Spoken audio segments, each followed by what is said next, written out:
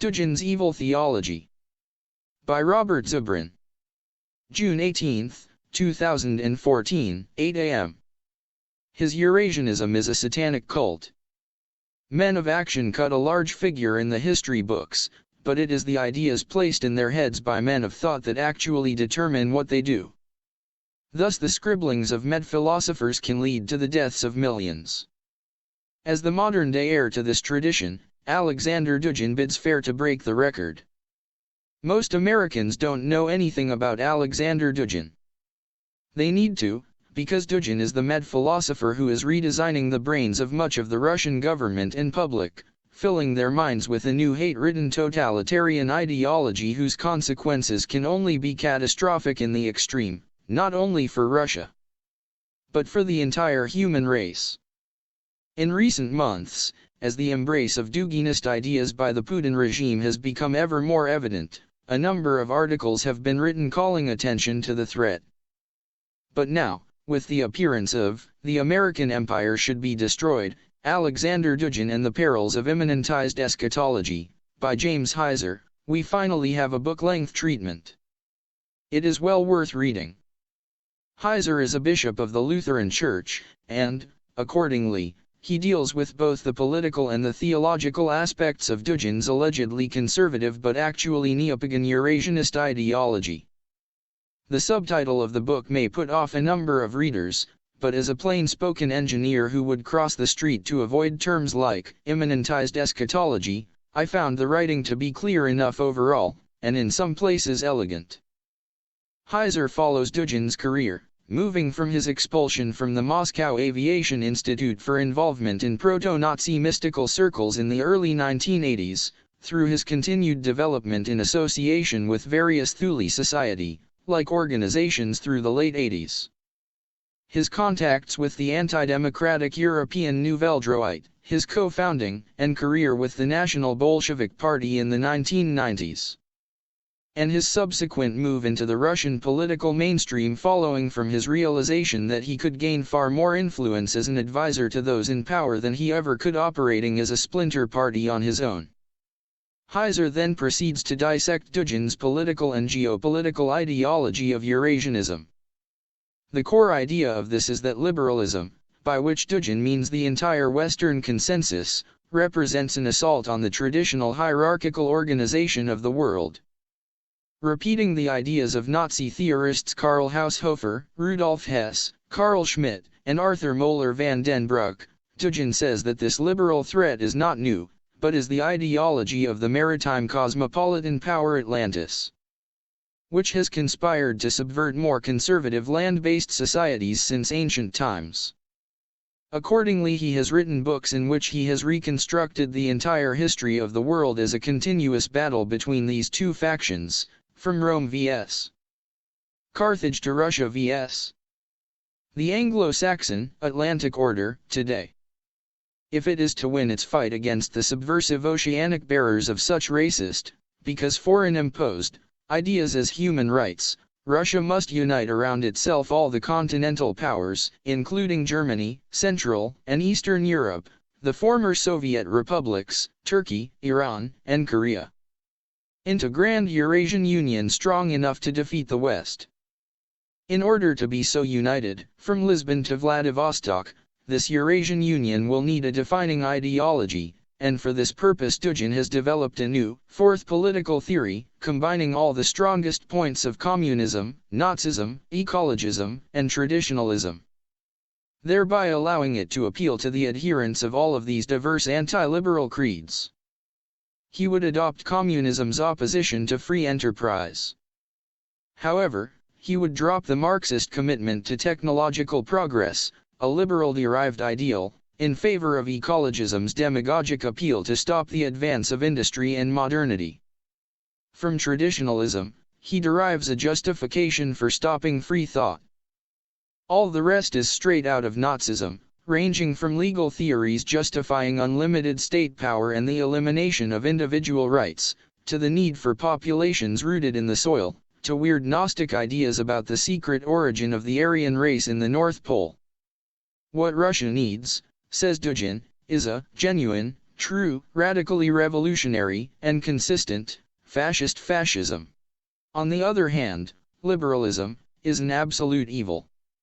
Only a global crusade against the US, the West, globalization, and their political ideological expression, liberalism, is capable of becoming an adequate response. The American empire should be destroyed. Heiser then provides a chilling analysis of Dugin's theology. It would be our contention that Dugin's fusion of traditionalism and Eurasianism has become a Gnostic mass movement of the third type, activist mysticism. It is not an exaggeration to state that Dugin's intended goal, his telos, is the end of the world. And that the accomplishment of that end is dependent, he believes, on the implementation of his ideology. As Dugin has proclaimed in his recent book, The Fourth Political Theory, the end times and the eschatological meaning of politics will not realize themselves on their own. We will wait for the end in vain. The end will never come if we wait for it, and it will never come if we do not. If the fourth political practice is not able to realize the end of times, then it would be invalid. The end of days should come, but it will not come by itself. This is a task, it is not a certainty. It is an act of metaphysics. It is a practice. This desire to bring about the end of the world is not a sudden development in Dugin's thought.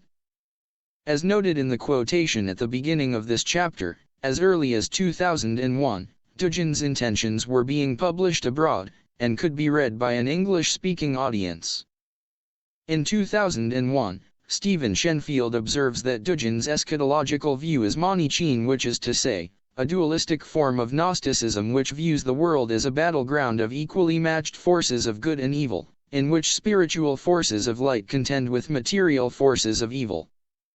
Into this Manichaeism, Dugin admixes Christian concepts, oft repeating the notion that the West is the realm of Antichrist. As Shenfield quotes Dugin, "The meaning of Russia is that through the Russian people will be realized the last thought of God, the thought of the end of the world. Death is the way to immortality. Love will begin when the world ends. We must long for it, like true Christians. We are uprooting the accursed tree of knowledge. With it will perish the universe." Shenfield then observes, Alexander Yanov, quoting these lines, concludes that Dugin's real dream is of death, first of all the death of Russia. In his reply, Dugin avoids dealing directly with the substance of Yanov's critique, but observes that he fails to appreciate the positive significance of death.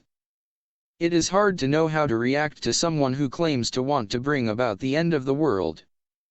When that desire is expressed with a thick Russian accent, the hearer is all the more likely to simply dismiss the speaker as some sort of supervillain from a bad action/adventure movie. It is a claim which evokes the snicker until one realizes that the man who thinks that the meaning of Russia is the end of the world is the man whose geopolitical doctrine is being implemented by the ruler of Russia.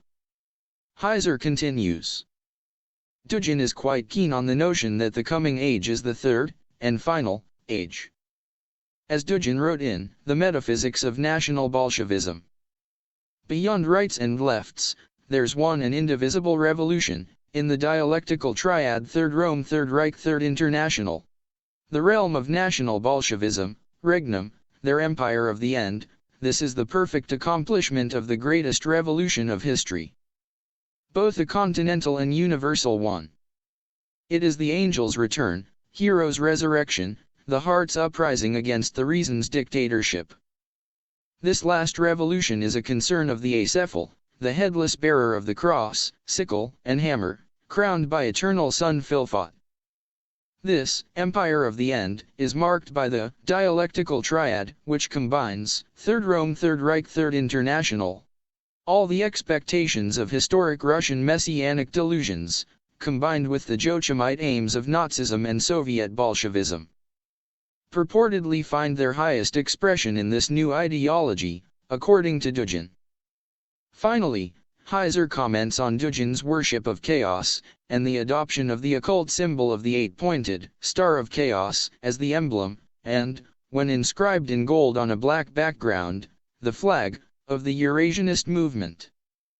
For Dugin, logos is replaced by chaos, and the very symbol of chaos magic is the symbol of Eurasia. Logos has expired and we all will be buried under its ruins unless we make an appeal to chaos and its metaphysical principles, and use them as a basis for something new. Dugin dressed his discussion of logos in the language of Heidegger, but his terminology cannot be read outside of a 2,000-year-old Western, biblical tradition which associates the logos with the Christ. And Dugin's invocation of chaos against logos leads to certain inevitable conclusions regarding his doctrines. In short, Dugin's Eurasianism is a satanic cult. This is the ideology behind the Putin regime's Eurasian Union project. It is to this dark program, which threatens not only the prospects for freedom in Ukraine and Russia, but the peace of the world, that former Ukrainian President Viktor Yanukovych tried to sell his country. It is against this program that the courageous protesters in the Maidan took their stand and with scandalously little help from the West somehow miraculously prevailed. It is on behalf of this program that the Putin regime has created a bloodbath in eastern Ukraine, which, following Dugin, it now terms New Russia. It is on behalf of this program that Dugin, with massive support from the Russian government, has organized a fascist international of European fringe parties, and on behalf of this program that the Quislings leading those parties are willing to betray their nations to Kremlin domination. Without Ukraine, Dugin's fascist Eurasian Union project is impossible, and sooner or later Russia itself will have joined the West and become free, leaving only a few despised and doomed islands of tyranny around the globe. But with Ukraine underfoot, the Eurasianist program can and will proceed, and a new Iron Curtain will fall into place imprisoning a large fraction of humanity in the grip of a monstrous totalitarian power that will become the arsenal of evil around the world for decades to come. That means another Cold War, trillions of dollars wasted on arms, accelerated growth of the national security state at home, repeated proxy conflicts costing millions of lives abroad, and civilization itself placed at risk should a single misstep in the endless insane great power game precipitate the locked and loaded confrontation into a thermonuclear exchange.